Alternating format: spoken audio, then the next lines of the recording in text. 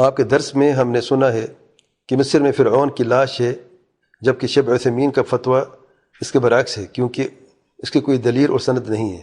اور آپ سے گزارش ہے کہ قرآن کی اس آیت کی تفسیر بیان کر دیں جس میں فرعون کو لوگوں کے لیے عبرت بنایا جائے گا۔ یہ بات درست ہے، میں نے ایک درس میں کہا تھا کہ جو فرعون موجود ہے اس وقت میوزیم میں مصر میں، یہ وہی فرعون ہے جو موسیٰ علیہ السلام کے زمانے میں تھا، جسے اللہ تعالیٰ نے غرق کیا تھا۔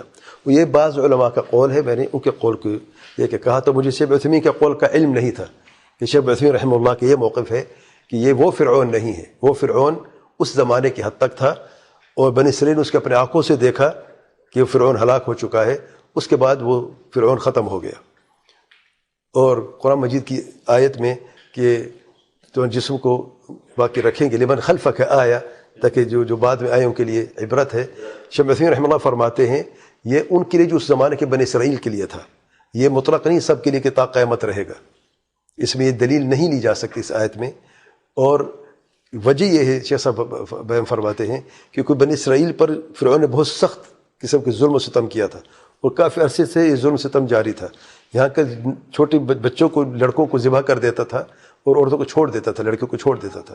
تو اتنی شدید ظلم کا سامنا ان لوگوں نے کیا، تو ان کو تسلی نہیں ہونی تھی جب تک اس کے مرحوم ہلاک نہ دیکھنا اپنی آنکھوں سے۔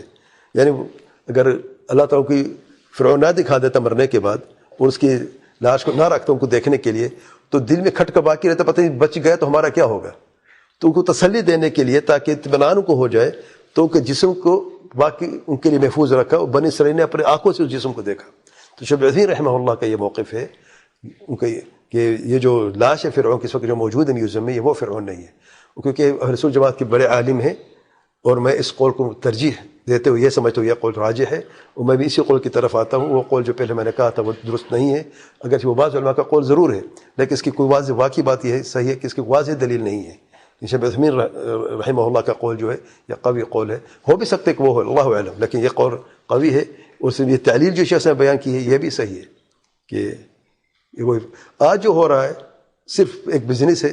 شیخ صاحب فرماتے ہیں کہ وہ خوش ہوتے ہیں مصر والے کہ فرعون کی لاش ہے، وہ بئس ما فرحوا فرماتے ہیں، یعنی خوشی کس چیز پہ ہوتی ہے؟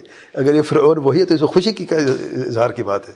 ان کی اس طریقے سے یعنی احترام کرنا، ان کی تابوتوں کے سامنے، ان کی لاشوں کے سامنے ان کو خاص اہتمام کرنا، اسے پھر یہ خاص جگہ دینا، خاص مقام دینا، یہ کافر تھے۔ اگر وہی فرعون آل فرعون ہے تو جہنم میں جل رہے ہیں، ان کی یہ قدر و قیمت کہاں سے آ گئی، ان کے احترام کہاں سے آ گئے؟ نعوذ باللہ۔ تو یہ بات درست نہیں ہے، واللہ اعلم۔